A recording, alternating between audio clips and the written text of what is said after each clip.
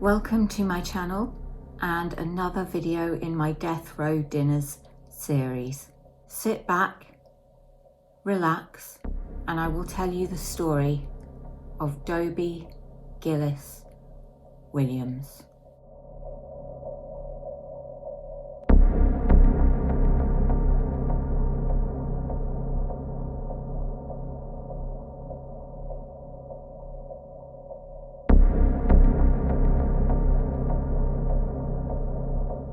For his last meal, Dobie Gillis Williams chose to have 12 chocolate bars and some ice cream. I have 12 different chocolate bars here.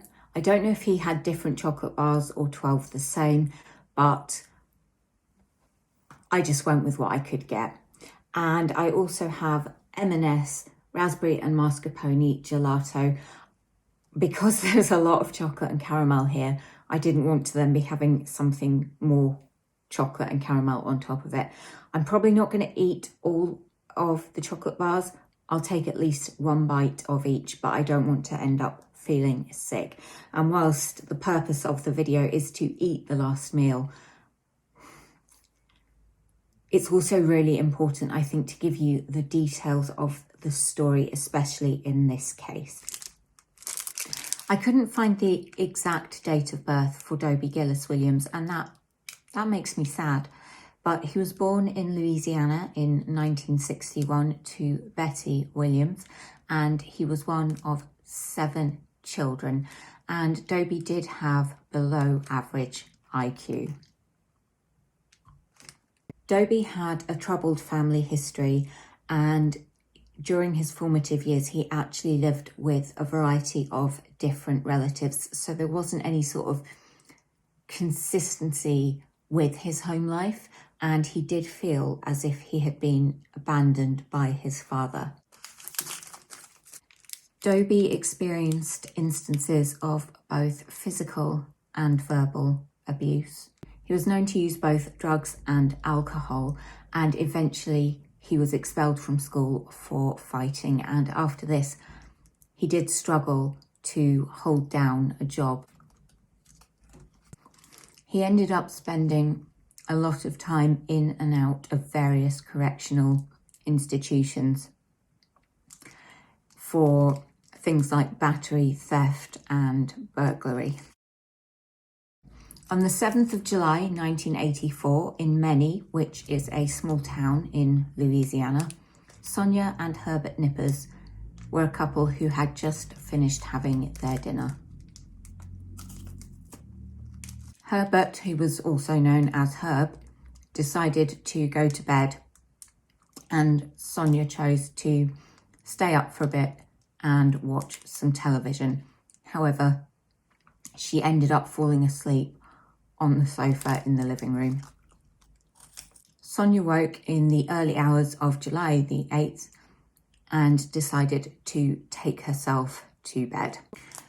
Once she had changed into her nightgown, she headed to the bathroom to use the toilet. And once she had sat down, she looked up, and then she noticed a man standing behind the bathroom door. She screamed, as you would imagine, in absolute terror. And this prompted the man to quickly lock the bathroom door and lunge at Sonia with a knife. The commotion woke Herb, and he recalls hearing his wife shout, "This black man is killing me, help me." Herb got out of bed and rushed to the bathroom. The door, of course, was locked, so he spent some time attempting, without success, to break it down. Shortly after, Sonia was able to unlock the bathroom door, and she informed Herb that her assailant had escaped through the bathroom window, which was now open. Sonia had managed to avoid being raped, but she had multiple stab wounds.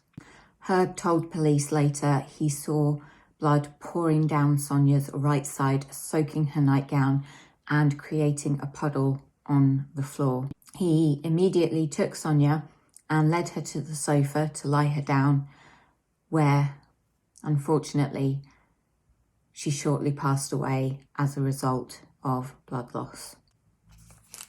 Police were called and made their way to the Nippers' house. Herbert told them what had happened, and police immediately went out to arrest 3 black men whom they knew lived in the vicinity to bring them in for questioning. One of these men was Dobie Gillis Williams. At the time, Dobie was on a 5-day furlough from a minimum security detention facility called Camp Beauregard, and he was staying with his grandfather. He was serving a 4-year term there for burglary, but had been granted furlough because he was considered to be a model prisoner and therefore not a flight risk and not a risk to the public in general. He is noted as not being somebody who was prone to violence. Police seized him at 2:30 a.m. He was actually asleep on the couch at his grandfather's house when they came in to arrest him. They did know about his criminal past, and this put him firmly in their sights as a prime suspect for the murder of Sonia Nippers. After further investigation, questioning and collecting evidence, police determined that Dobie had used 2 milk crates which he'd stacked underneath the bathroom window, allowing him to climb up, use a knife to cut the screen, and this let him gain access to the Nippers' property round about midnight. As you might imagine, having suffered multiple stab wounds, the bathroom was covered, the floors and walls, with blood. There was also blood on the curtains by the window, and they found some dark pigmented skin and also some hairs, which they believed belonged to the perpetrator. The hair and skin was collected from the brickwork outside the bathroom window, so police believed that the assailant had been injured grazing himself on the brickwork as he made his escape from the scene. Approximately 1 hour before the murder took place, a witness reported that they had seen Dobie walking away from his grandfather's house, and this was less than half a mile from the Nippers' residence. When police took Dobie into the station, they asked him to remove his clothing so they could examine his body for any signs of injury or abrasion that might be consistent with what they believed Sonia's attacker would have sustained. They noted there was a small puncture wound between his thumb and forefinger. He had a fresh scratch to his upper arm, and he had multiple graze wounds to his thighs and his shins. Williams was interrogated, and he eventually confessed to having broken in to the Nippers' home via the bathroom window. He told police that he had crept along the hallway towards the living room, and that's when he noticed that Sonia was asleep on the living room sofa. This caused him to retreat to the bathroom, and he hid behind the door as he heard Sonia moving along the hallway towards him. When she came into the bathroom, she left the door ajar, and it was only once she had sat down that she actually was able to see Dobie standing there. When she noticed him lurking, she screamed. Dobie panicked, locked the door, and lunged at Sonia with the knife. He stabbed her multiple times and then managed to escape through the bathroom window. He ran straight back to his grandfather's house, hiding his blood-stained shirt under the porch before going inside. He said he dropped the knife in the Nippers' garden as he was running away, and police did indeed locate a knife in the garden. This knife was examined and tested. It was a kitchen knife, and it was deemed to be consistent with the weapon that had inflicted the wounds on Sonia. Forensic testing was done on the blood on the curtains. Now remember, we're talking 1980s here. DNA was not even a thing, and forensic testing was not as good as it is today.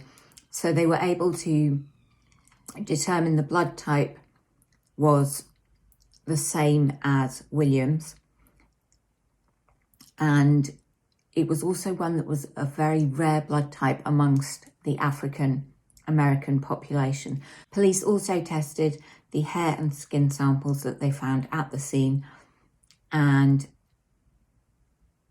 these had similarities to that of Williams. Police were able to rule out the possibility that the blood they tested on the curtains had come from either Sonia or Herb, and this led them to firmly believe that they had got their man. Williams was told he would be kept at the police station for the remainder of the night, the following day, and however long it took until he admitted what he had done. I am not surprised that a man with an IQ of 65, who was possibly quite confused and scared at being woken from his sleep and dragged down to the police station in the middle of the night and accused of this horrendous act, might end up confessing in order to just make the interrogation end. I am not going to comment on police procedures in America in the 1980s, but I think it's fair to say things were not quite the way they are today.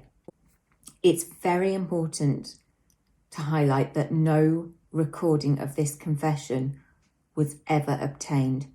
It was only on the say-so of the police officers interviewing Williams that they had any evidence that this confession had ever been made.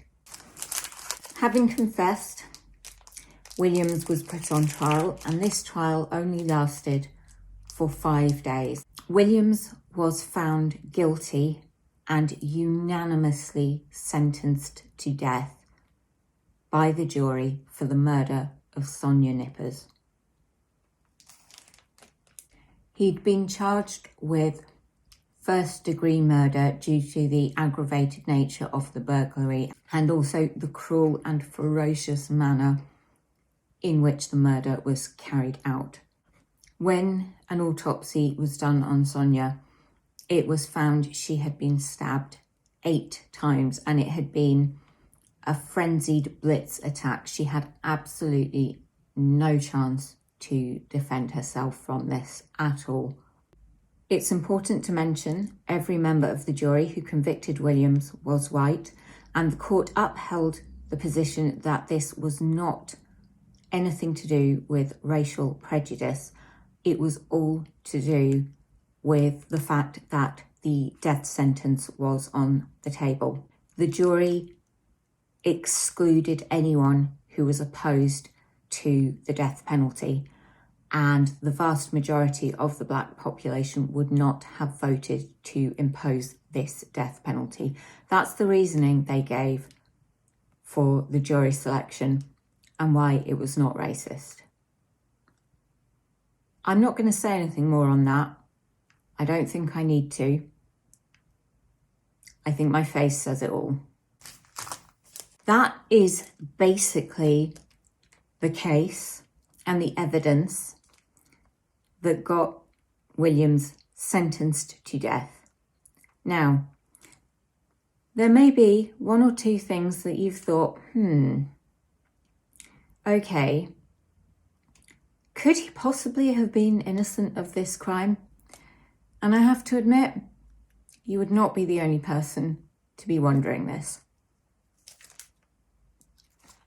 There is a huge question mark over the verbal confession Williams apparently made and whether this was actually truthful or merely a result of being pressurised by the officers interrogating him. And I've already said what I think on that particular point. It's also worth noting that of the two detectives who reportedly were present when this confession was made, one testified that Williams was armed before he went into the bathroom. The other testified that Williams grabbed the knife when Sonia screamed. Why anyone would keep a kitchen knife in the bathroom is beyond me, but each to their own.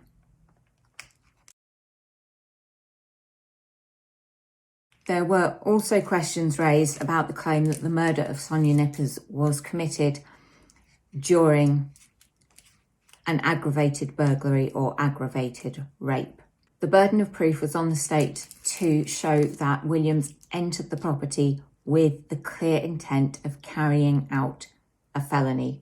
Dr. George McCormick was the doctor who examined Williams at the police station approximately 30 hours after the murder had been committed, and he was of the opinion that the grazes sustained to Williams' thighs and shins means it was highly unlikely he was wearing trousers when he exited the window, because he would not have had these abrasions if there had been material in the way.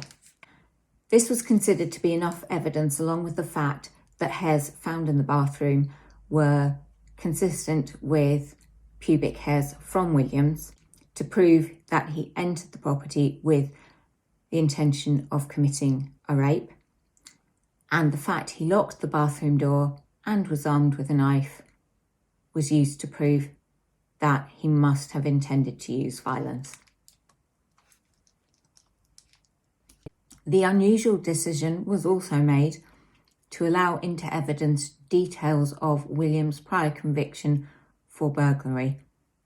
Ordinarily, this would not be permitted. However, they were using it to demonstrate the type of character that Williams was. Even though this was completely unrelated to the crime for which Williams was being tried, because he was on furlough at the time of the murder, it was deemed appropriate to include this as evidence in the trial against him. Williams had a total of 11 execution dates set. 11. On 2 of these occasions, he was only hours away from the sentence being carried out when the stay of execution came through. I cannot begin to imagine what that must have been like, not only for him, but for his family. Bad enough to go through it once, but 11 times? Although DNA testing was not available in 1984, it did come in after that, and because Williams was still on death row at the time, further tests were able to be carried out on samples that had been collected from the scene of the Nippers murder. It was up to the prosecution side to pick the lab that would carry out these DNA tests. The lab that was selected confirmed that the blood samples on the curtains in the bathroom did indeed belong to Williams. The defence requested that their own expert be allowed to review this evidence, and this was granted, but only 3 days before the 11th time that Williams was given an execution date. So basically 3 days before his death sentence was carried out, and this was just not enough time for the necessary reviews and work to be done. When the tests were examined, it was found out that they had been done very sloppily indeed. There was evidence of DNA that did not belong to Herb, Sonia, or Williams, and this was completely discounted. No further investigation was done to find out who this DNA belonged to. It's very, very sad that not enough time was left to file a motion to challenge the findings of this DNA evidence. Now, I am going to finish these chocolate bars, but not right now. The ice cream is probably melting because I've had it out the freezer to soften. I'm just going to swap the chocolate bars for the ice cream and then continue. No fingerprints or DNA were recovered from the knife found in the garden, and this was attributed to the fact that it had been left out in dewy grass for hours, and this would have destroyed any evidence that would have been on that knife. And you may remember Dr. McCormick, who I mentioned earlier. He testified that because Sonia was sitting down when she sustained most of the stab wounds, this would have caused the blood to pool in her nightgown, thus limiting the chances of any spray. So Williams would not have been showered in blood. And also, although the knife did cut into her jugular, because this is a vein and not an artery, McCormick said it would not spurt in the way arterial blood would. This is basically why Williams was not head to toe in Sonia's blood. None of Sonia's blood was found on him or on his clothing, and there were no bloody prints anywhere. Footprints, handprints, fingerprints. Despite someone having stabbed Sonia 8 times, and as I mentioned before, the walls and floor, lots of blood there, blood on the curtains, but nothing around the window. And if you're stabbing someone that many times and you're not wearing gloves, how are you not going to get blood on your hands? And how are you then going to escape through a window without getting blood anywhere? Apparently, this was not something that the jury deemed necessary to establish.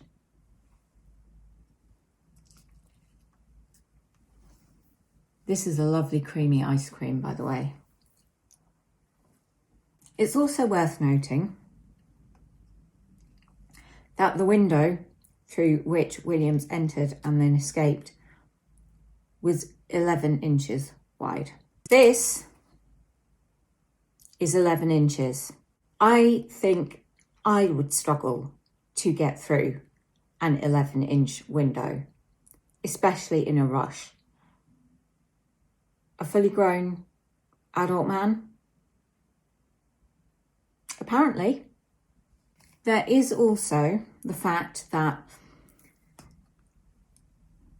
the blood consistent with Williams was found inside the bathroom on the curtains, but the wounds that caused this, the grazes on his legs, were made as he was leaving through the bathroom window. Skin and hair was found on the outside of the window, indicating it had been deposited there as somebody was leaving, not going in. So therefore, how could his blood be inside the bathroom when he didn't sustain the injuries until he was on his way out after the murder? Because grazes, they don't bleed profusely. There's also the fact that apparently he entered the Nippers' home without his jeans on, but once he'd got out through the bathroom window, he had time to put his jeans back on and then run home. You would think if you're running away from a murder scene, you would not want to stop for anything. This was never explained, and I think it is highly unlikely he would have walked to the Nippers' home from his grandfather's in just his underpants. That would have been, I mean, the witness who saw him an hour before the murder did not say that he was not wearing trousers. And you would think that's something that would stick in the mind.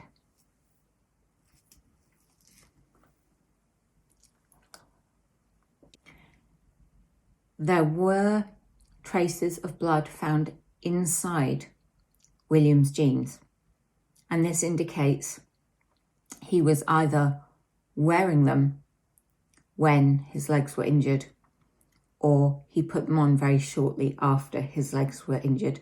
And that's why I'm saying, you know, why would he have put his jeans on as he was running away from the Nippers? Surely if he was running, he would just have left them and run home in his pants.